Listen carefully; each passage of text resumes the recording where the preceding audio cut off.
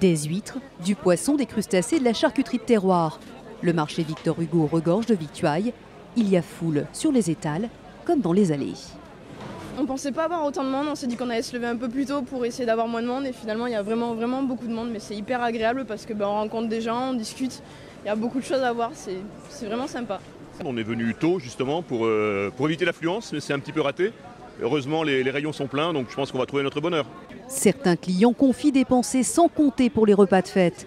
Les notes sont un peu salées, mais à Noël, les amateurs de bonne gastronomie visent des produits d'excellence.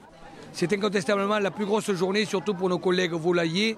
Et chez nous, incontestablement, charcutiers, nous correspondons à la tradition. Ça va être les boudins blancs truffés, le jambon pata negra, la truffe, la saucisse truffée. De la truffe partout, même dans les fromages. Messieurs, dames, il va y avoir rupture de brie truffée. Car les dizaines de kilos ont été vendus. C'est une recette très traditionnelle qui a au moins 300 ans, c'est du brie.